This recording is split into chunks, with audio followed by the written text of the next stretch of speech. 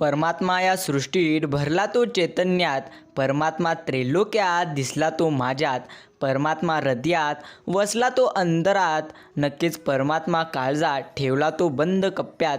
मित्रांनो, याचा अर्थ असो असतो, आपण नक्कीच गुरुवर श्रद्धा ठेवून त्यांच्या आज्ञेत राहावे. तेच साधन करवीत असल्याने कृतेपणे त्यांच्याकडे जाते. जी सेवा आपल्या हातून होते ती त्यांची होते.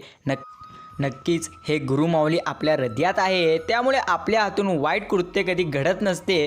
कर्म करणे म्हणजे प्रपंच, तो निस्वार्थी भावनेने करणे म्हणजे परमार्थ. परमेश्वर असे वाटणे म्हणजे ज्ञान. उपासनेचा हेतू असेल तर तो राम आपल्या पाठीशी उभा आहे ही भावना उत्पन्न प्रत्यक्ष करणे हा एक पद्धतीचे आपल्यासाठी चांगला आहे. प्रेमळ भक्तांनो, असेच बाळू मामांचे गोड आणि प्रेरणादायी संदेश सर्वात आधी तुम्हाला मिळावेत यासाठी तुम्ही आत्ताच आपल्या चॅनेलला सबस्क्राईब करून ठेवा आणि आत्ताच या चॅनेलला देखील नक्कीच तुम्ही सबस्क्राईब करून संदेशाला लाईक करा, जेणेकरून असेच गोड आणि प्रेरणादायी संदेश सर्वात आधी तुम्हाला मिळून जातील. तुम्ही मामांचे नाव घ्यावे, या पलीकडे सत्य सांगतो. प्रत्यक्ष मला कसली अपेक्षा नाही. नाम हे सर्व साधना सही सारखे आहे. हुकूम कितीही कडक का असेना, परंतु त्याच्या खाली जर सहीच नसेल तर त्या हुकुमाला महत्त्व नसते. साहेबाच्या सहीच्या कागदाला महत्त्व आहे. नक्की परमेश्वरांचे प्रेम लागणे किंवा सतत मुखात नाम येणे हे संतांच्या संगतीत राहून साधायचे असते. संतांची अखंड संगत नामात नक्की नामानेच ठेवता येईल. जिथे नाम आहे तिथे भगवंतांचा सहवास आहे. याच गोष्टी तुम्हाला कायमस्वरूपी लक्षात ठेवायचं आहे. असे कर्म कर भक्ता की जे बंधनाला कारण न होता भगवंतांकडे तुला नेईल. जो मनुष्य मनाला योग्य वळण देईल तो प्रत्यक्ष दुखणे भोगीत असताना सुद्धा आनंदात राहू शकेल. येईल त्या परिस्थितीमध्ये आनंद निर्माण करावा. मनुष्याला आनंदाशिवाय जगता येत नसते, पण आपण उद्या सुख मिळेल या आशेवर जगतो. ते सुख कधी मिळतच नसते. नक्की ज्याच्याजवळ भगवंत असेल तोच खरा आनंदी जगू शकतो. म्हणून प्रत्यक्ष ज्याला आनंदी जगायचे असेल त्याने नेहमी मामांचे नाम घ्यावे. हेच आपल्यासाठी सर्वात चांगली आणि सर्वात उत्तम गोष्ट आहे. सर्व ठिकाणी भगवंत प्रत्यक्ष भरलेला आहे अशी मनाची पक्की जरी खात्री झाली, मग द्वैत आपोआप नाहीशी होऊन जी एकाग्रता साधत असते तीच खरी समाधी होय. हे देखील खरे. मित्रांनो, कृतयुगामध्ये ध्यानाने, त्रेतायुगामध्ये हवनाने आणि द्वापर युगामध्ये देवचार्याने भगवंतांची प्राप्ती होऊन जाते.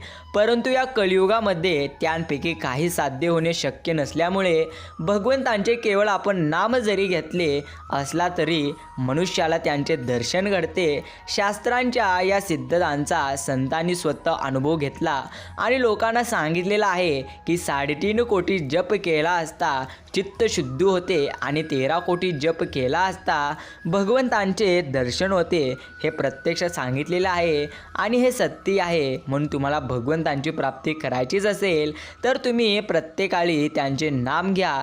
एवढं जरी केलं तरी तुमच्यासाठी हे सर्वात सुंदर आणि सर्वात उत्तम गोष्ट आहे. समजा आपण एक गावाला जायला निघालो आहोत आणि मोठ्या रस्त्याने आपण जात आहोत. वाटेत एक माहितीगार इसम नक्कीच आपला भेटला आणि त्याने आपल्याला जवळची एक पायवाट दाखवली. त्या पायवाटेने आपण आपल्या गावी लवकर पोहोचतो. तसे उपासनेच्या मार्गामध्ये आपण स्वतःचा दोष स्वतःला प्रत्यक्ष कळत नसतो. आपले मन तळ्यावर राहत नसते. अशा वेळी गीतेसारख्या ग्रंथांच्या वाचनाने आपला दोष आपल्याला कळून जातो आणि आपली चूक आपल्याला त्याच ठिकाणी कळली तर आपण लवकर सुधारत असतो. पोथी वाचायची ती कशाकरिता, साध्य काय, साधन काय हे जाणून घेऊन त्याचप्रमाणे कृती करण्यासाठी. वाचनाचे मनन झाले म्हणजे लक्षात घ्या, मनन झाले की ते आपल्या रक्तामध्ये मिसळून जाते. वाचन आणि साधन बरोबर चालावे, मग साधकाला वचनापासून खरा अर्थ समजून जातो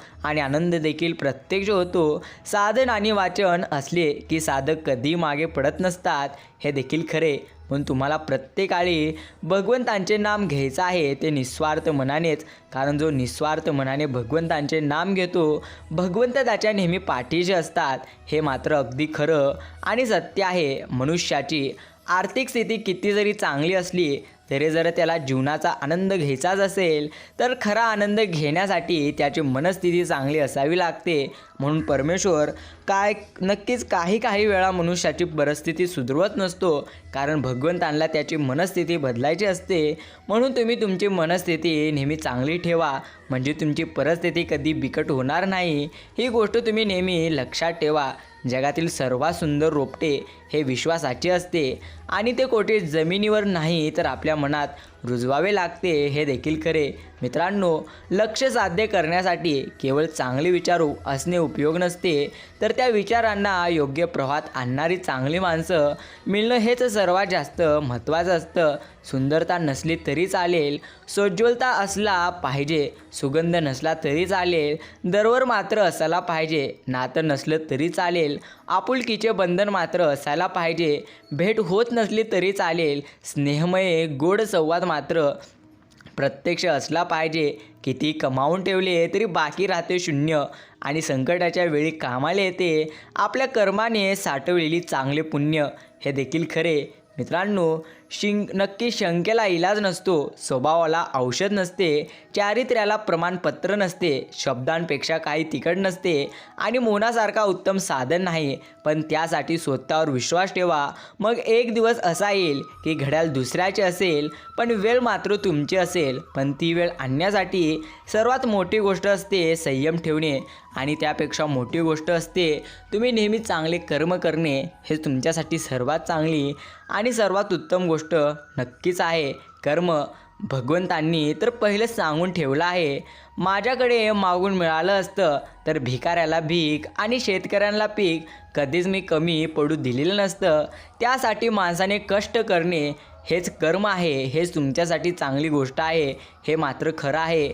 दिखाव्याची जी नाती असतात ती दुरूनच दिखावा करत असतात. खरी नाती मात्र तीच असतात जी कशाशीही प्रत्यक्ष पर्वा न करता कायम आपण प्रत्येकांच्या सोबत असतात. मग ते नातं कोणतं का असेना, आणि जी नाती वेळेनुसार अथवा कोणाच्या तरी सांगण्यानुसार बदलत असतात ती नाती आपली कधीच नसतात, हे मात्र अटळ सत्य. माणूस भगवंतांकडून नेहमी लाखो करोडो रुपये मिळवावे अशी नेहमी अपेक्षा करत असतो, परंतु जेव्हा मंदिरात तो जातो तेव्हा सुट्टे पैसे शोधत बसतो. हीच खरी आठवण्याची गोष्ट आहे. निस्वार्थ मन हाच खरा आदर्श असतो. निरागस भाव हेच खरे सौंदर्य असते. निरपेक्ष नातं हेच खरे नाते असतं, हे देखील तुम्हाला लक्षात ठेवायचे. मित्रांनो, पॉझिटिव्ह आहे समजल्यानंतर लांब पळून जाणारे निगेटिव्ह प्रत्यक्ष झाल्यावर फुलं घेऊन येतात, ही आपल्या समाजाची रीतच आहे. म्हणून जेव्हा जग तुम्हाला कमजोर समजायला लागतं तेव्हा जिंकणे गरजेचे असते. आयुष्याची प्रत्येक लढाई जिंकूनच पूर्ण करायची असते, हे मात्र तुम्हाला नेहमी लक्षात नक्कीच ठेवायचे. पूर्ण दगडांच्या सानिध्यात वाढणारं हे रोपटं आयुष्याचा एक धडा मात्र आपण प्रत्येकाला शिकून जातं. शत्रूचं अस्तित्व कितीही मोठं का असेना, पण आपल्या आत्मविश्वास आणि सातत्यापुढे नक्कीच त्याचं अस्तित्व अगदी लहान असतं. ही गोष्ट आपण प्रत्येकाला एका क्षणात ते रोपटं शिकून जातं. अनंत काळापासून फुलणारी विविध डंगी फुले आपल्या सौंदर्याने केवळ पशुपक्ष्यांना आणि कीटकांनाच नव्हे तर माणसांनाही नेहमी मोहात पाडत असते आणि भावनांना प्रत्यक्ष मोहून घेते. हे मात्र आत्तापर्यंतचं खरं सत्य आहे. मित्रांनो, भगवंतांचा आजचा हा गोड आणि प्रेरणादायी संदेश तुम्ही इतका वेळ देऊन ऐकल्याबद्दल धन्यवाद. नक्कीच लक्षात ठेव भक्ता, ओसाड माळणावर जेव्हा गुलमोहर एकटाच प्रत्यक्ष फुलतो व बहरत असतो त्याला बघून प्रत्यक्ष तेव्हा कळत असते की नक्की बहरण्यासाठी परिस्थिती नाही तर मनस्थिती भक्कम असावी लागते. म्हणून तुम्ही तुमची मनस्थिती नेहमी भक्कम ठेवा. दुःख पचायला लागलं की समजायचं जगायला सुरुवात आपली झालेली आहे आणि भगवंतांचे आशीर्वाद आपल्या पाठीशी आहेच. नक्कीच रोज नव्याने स्वतःला आवरायचं, सावरायचं, मनवायचं, हसवायचं आणि आयुष्य आनंदाने जगत राहायचं. ते म्हणजे भगवंतांचे नाम घेऊन चार लोक काय म्हणतील हा विचार त्या चार लोकांनाच करू द्या. जगणं तुमच्यासाठी तेव्हाच सर्वात चांगलं आणि सुंदर होईल. मित्रांनो, धावपळीच्या या जीवनात कोणी कुणाची कधी आठवण देखील काढत नसते, पण मला मात्र प्रत्यक्ष भगवंतांची आठवण होते. हे जर तुम्हाला समजलं तर खरोखर तुम्ही भगवंतांच्या भक्तीत प्रत्यक्ष लीन झालेला आहात आणि भगवंतांचं तुम्ही झालेला आहात. ही गोष्ट तुम्हाला समजून जायचं आहे. नक्कीच स्वाभिमान, जिथे आपल्या शब्दांना किंमत नसेल तिथे प्रत्येक वेळी शांत राहणे आणि ज्यांना आपल्या उपस्थितीने प्रत्यक्ष त्रास होत असते त्यांच्याकडे जाणे टाळणे, याला स्वाभिमान मानतात. नक्कीच ही गोष्ट तुम्हाला कायमस्वरूपी लक्षात ठेवायची आहे. मित्रांनो, भगवंत सांगतात, माझ्या प्रेमळ भक्ता, किती जास्त अडचण आली, किती जास्त संकटे आली तरी कधी घाबरू नको, रडू नको, चिंतेत राहू नको. कारण लक्षात घ्या, वेळ प्रत्येकाळी बदलत असते. वेळ आज जरी तुमची वाईट असली तरी येणाऱ्या काळात तुमची वेळ नक्की चांगली होते. खूप सुंदर वेळेची व्याख्या मी तुम्हाला सांगून टाकतो. वेळ फार हळू येते जेव्हा आपण तिची उत्कंठेने वाट पाहत असतो. वेळ खूप लवकर निघून जाते जेव्हा आपल्याला उशीर होतो. वेळ अगदीच प्रत्यक्ष कमी असतो जेव्हा आपण खूप आनंदी असतो. वेळ जाता जात नाही जेव्हा आपल्याला वेदना होत असतात. प्रत्येक वेळी वेळ आपल्या सोयीप्रमाणे येत नाही. तर प्रत्यक्ष म्हणून वेळोवेळी तुम्ही आनंदी राहा, वेळोवेळी तुम्ही समाधानी राहा. हेच तुमच्यासाठी सर्वात चांगली गोष्ट आहे. नक्कीच मित्रांनो, जे प्रत्येक वेळी चालण्याआधीच विचार करतात की आपण पडलो तर आपल्या पायाला खरोखर काटा टोचला तर ते नक्कीच पुढे कधीच चालू शकत नाहीत. म्हणून काही सुरू करण्याअगोदर तुम्ही सकारात्मक विचार करा. हेच तुमची यशाची पहिली पायरी असेल. आवडलेलं आणि निवडलेलं यांची जेव्हा सांगड घालता येतं, नक्कीच येत नसते तेव्हा आयुष्यात उरत असते ती फक्त तडजोड. कारण आवडलेलं कधी आपल्याला विसरता येत नसते आणि निवडलेलं मनापासून स्वीकारता येत नसते.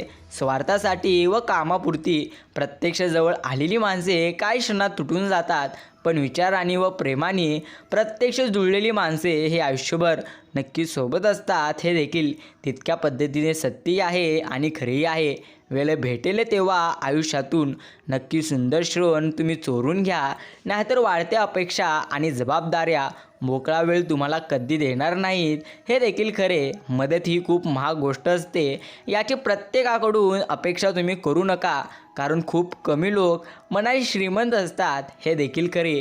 कौतुक किती करायचं तेवढं करा, पण अपमान विचारपूर्वक करा. कारण अपमान हे एक पद्धतीचं कर्ज आहे जे प्रत्येकजण संधी मिळाल्यानंतर व्याजासहित फेडत असतो.